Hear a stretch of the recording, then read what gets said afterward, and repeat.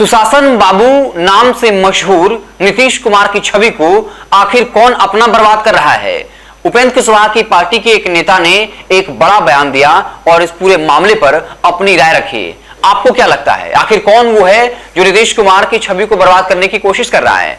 अगर RLJD party की माने तो इसके अनुसार उनके मैनेजर यानी जेडीयू के राष्ट्रीय अध्यक्ष ललन सिंह है, उन पर यह आरोप लग रहा है कि नीतीश कुमार की छवि को लगातार बर्बाद करने की कोशिश हो रही है। 2005 में जब नीतीश कुमार आए थे तब जो उन्होंने काम किया था, जिस तरीके से शासन प्रशासन था, लॉ एंड ऑर्डर मजबूत था, जिसकी वजह से उनको शासन बाबू कहा गया। लेकिन अब ऐसा लगता है कि प्रशासन का इकबाल खत्म हो गया है, नीतीश कुमार का वो डर खत्म हो गया है, प्रशासन से उनकी पकड़ जो है वो खत्म हो गई है और नीतीश कुमार की छवि को बर्बाद करने की कोशिश जारी है।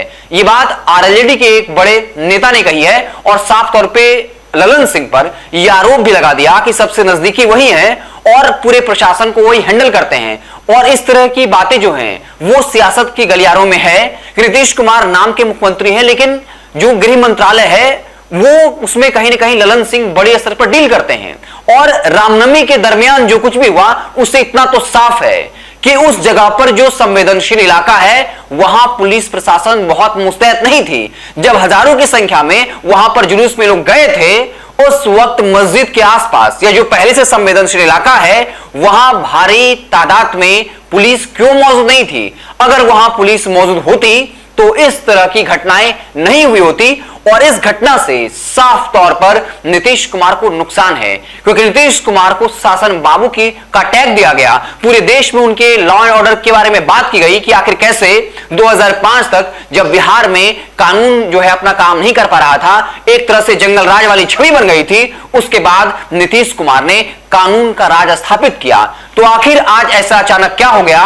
नीतीश कुमार इतने कमजोर पड़ गए, उन्हें पता भी नहीं चला और इतनी बड़ी घटना हो गई। और साफ तौर पर ग्राउंड रिपोर्ट में भी साफ हो गया है कि कहीं न कहीं उस दिन चूक तो हुई। हालांकि घटना के बाद प्रशासन ने जो मुस्तैदी दिखाई और जिस तरीके से मामले को संभाल लिया है वो काबिले तारीफ है, लेकिन उस दिन मौके पर बाकायदा पुलिस बल का मौजूद नहीं होना कई तरह के सवाल खड़े कर रहा है और इस मसले पर नीतीश सरकार घिरी हुई है। और यही वजह है कि जब जीवेश मिश्रा ने यह सवाल पूछा तो नीतीश सरकार जवाब देने से बची और फिर मार्शल के जरिए उन्हें सदन से बाहर कर दिया गया, जिस वजह से विधानसभा में जोरदार हंगामा हुआ। खैर, मुद्दे पर आते हैं। आरएलजेडी ने साफ तौर पर इशारा कर दिया कि उनके अपने ही उनको गुमराह कर रहे हैं। नीतीश कुमार का एक सम्मानजनक रिटायरमेंट हो वो नहीं चाहते हैं, वो उनके अपने ही हैं। इशारों इशारों में ललन सिंह पर जो है हमला किया और उपेंद्र कुशवाहा की जो खींच है वो ललन सिंह से है, क्योंकि जैसे से उपेंद्र कुशवाहा का कद बढ़ रहा था तो कहा जाता ललन सिंह ने धीरे धीरे उपेंद्र कुशवाहा को नीतीश कुमार से अलग कर दिया, क्योंकि ललन सिंह को इस बात का डर था कि उपेंद्र कुशवाहा जो होता है वो लव कुश समीकरण से आते हैं, अगर वो इस पार्टी में रह गए तो फिर नीतीश कुमार के बाद वो धीरे धीरे पार्टी पर अपना प्रभुत्व जमा लेंगे। और यही वजह है कि आरएलजेडी ने बाकायदा ललन सिंह पर इशारों में हमला किया और ये बताया कि नीतीश कुमार के जो सबसे ज्यादा करीबी हैं वही उनकी छवि को बर्बाद कर रहे हैं। वो नहीं चाहते हैं कि नीतीश कुमार की एक सम्मानजनक रिटायरमेंट हो। और आरएलजेडी ने साफ तौर पे कहा कि नीतीश कुमार ने शानदार काम किए हैं, कानून के क्षेत्र में काफी बढ़िया काम किया है, लॉ एंड ऑर्डर स्थापित किया है, लेकिन आज ऐसा क्या हुआ है कि जब रामनवमी का जुलूस निकला तो वहां पर पुलिस बल मौजूद क्यों नहीं थी? अगर किसी ने साजिश की वो ठीक है, लेकिन आपकी पुलिस प्रशासन वहां कहां मौजूद थी? अगर मौजूद रहती तो इस तरह की घटनाएं नहीं होती। तो कुल मिलाकर रामनवमी के दरमियान जो हुआ है उस मसले को लेकर नीतीश कुमार बैकफुट पर हैं, क्योंकि उनके पास गृह मंत्रालय है और ये परसेप्शन बीजेपी की तरह गढ़ा जा रहा है कि जो बिहार में बहुसंख्यक को सेफ नहीं रख सकता, जो कानून का राज स्थापित नहीं कर सकता, जब उसे देश की जिम्मेदारी मिलेगी तो इतना बड़ा देश वो कैसे संभाल पाएगा, जब देश चीन और पाकिस्तान जैसे जो दुश्मन देश हैं उससे घिरा हुआ है। और ये कहीं ना कहीं ये घटना जो है नीतीश कुमार के लिए एक बहुत बड़ा घातक साबित हो सकता है कि जिससे एक दो जिले नहीं संभले वो आखिर पूरा देश कैसे संभालेगा। और इसी तरफ आरएलजेडी के नेता ने इशारा किया कि उनका अपना ही कोई उन्हें बर्बाद यानी उनकी छवि को बर्बाद करने की कोशिश कर रहा है।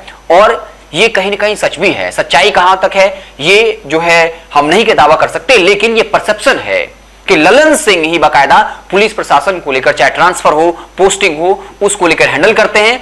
और इसी वजह से आरसीपी सिंह से उनकी अनबन हुई थी, क्योंकि एक वक्त में आपको याद होगा आरसीपी टैक्स जो है वो बहुत चर्चा में आया था कि आरसीपी सिंह जो है वो पुलिस प्रशासन के जो लोग हैं, ऑफिसर हैं, उनका ट्रांसफर करते हैं, पोस्टिंग करते हैं। तो ललन सिंह और इस बात को लेकर अदावत थी, और जब आरसीपी सिंह वहां से हटे हैं तो ये पूरा मसला जो है, ये पूरा जो कानून प्रशासन है वो ललन सिंह के जरिए हैंडल होता है, क्योंकि ललन सिंह के बाद सबसे ताकतवर कोई पार्टी में है तो वो जेडीयू के राष्ट्रीय अध्यक्ष ललन सिंह है। क्योंकि कभी उन्होंने खुद एक बार कहा था कि नीतीश कुमार के पेट में दांत कहां है वो हमको ही पता है। तो ललन सिंह नीतीश कुमार की तमाम खामियों को जानते हैं, उनकी कमजोरियों को जानते हैं। इस वजह से नीतीश कुमार भी ललन सिंह से जो है वो कहीं ना कहीं उनके फैसलों का विरोध नहीं कर पाते, और इसी की खींच जो है वो आरजेडी के नेता उपेंद्र कुशवाहा को भी और एक बड़ा आरोप लगा दिया और साफ तौर पर इल्जाम ललन सिंह पर लगा दिया कि उनके अपने ही नीतीश कुमार की छवि को बर्बाद कर रहे हैं। आप क्या कुछ सोचते हैं कमेंट बॉक्स में जरूर बताइएगा। खबर अच्छी लगी हो फेसबुक पर पेज लाइक कर लीजिए, यूट्यूब पर चैनल सब्सक्राइब कर लीजिए। बहुत बहुत धन्यवाद। अगर ये वीडियो पसंद आई और वह बिहार के राजनीति और बिहारियत से सरोकार रखेनी तो सब्सक्राइब बटन दबा के चैनल के सब्सक्राइब कर ली। ओजे एगो घंटी बा, ओकरा बटन दबा देला से कुल सटीक और मारक खबर रुआ मुफ्त में मिल जाई। अगर रुआ पत्रकारिता के हमनी के नया प्रयोग में सहयोग कर चाहतानी तो ज्वाइन बटन दबा दी। पेटीएम नंबर नोट कर ली 9386816700। धन्यवाद।